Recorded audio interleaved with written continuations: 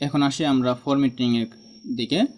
তো আমাদের এই লিস্টগুলো যদি আমরা ফরম্যাটিং করতে চাই তাহলে জাস্ট আমরা এটা সিলেক্ট করে আমরা যদি এখান থেকে ধরেন যে বোল্ড করতে চাই তাহলে বোল্ড অথবা ইটালিক করতে চাইলে ইটালিক, এরকমভাবে যদি আমরা এটা ফরম্যাটিং করি তাহলে খুবই সহজে আমরা এই ফরম্যাটিং করতে পারছি। যেমন টেক্সট কালার চেঞ্জ করা সব কিছু আমরা এখান থেকে নর্মাল যে আমরা ফরম্যাটিংগুলো করি প্যারাগ্রাফ বা টেক্সট হেডিং এগুলোর মতো করে আমরা এখান থেকে করতে পারবো। তো বিষয়টা হচ্ছে এখন দেখেন আমরা এটা যদি ফরম্যাটিং করি তখন এটা অটোমেটিক্যালি ফরম্যাটিং হয়ে যাচ্ছে।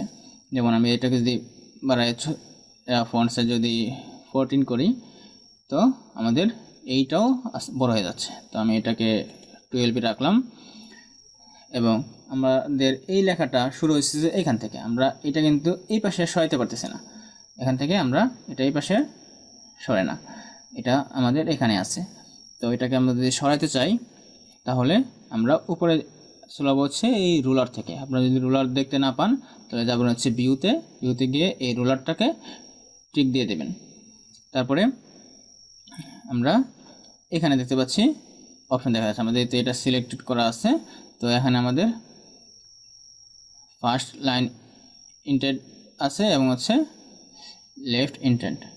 তো এটা আপনার সিলেক্ট করে আমি যদি এটাকে সরাই তাহলে দেখেন আমাদের এই নাম্বারিং যেটা আছে এটা ডানে বামে সরতেছে, কিন্তু আমাদের এই টেক্সটটা ডানে বামে সরতেছে না।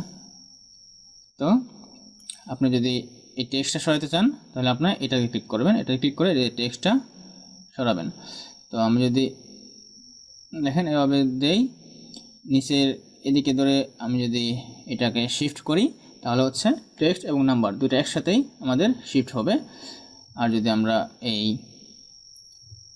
হ্যাঙ্গিং ইন্টেড এটাতে ক্লিক করি জাস্ট আমাদের টেক্সটটা হচ্ছে আমাদের সিলেক্ট হবে। আমি স্পেসটা এতটুকু রাখলাম,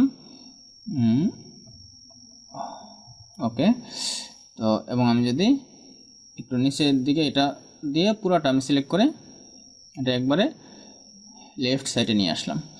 তো এইভাবে আমি আমাদের এই রুলার থেকে আমি এই টেক্সটটা আমাদের অন্যান্য টেক্সটের সাথে অ্যালাইন করে সুন্দরভাবে সাজাতে পারবো।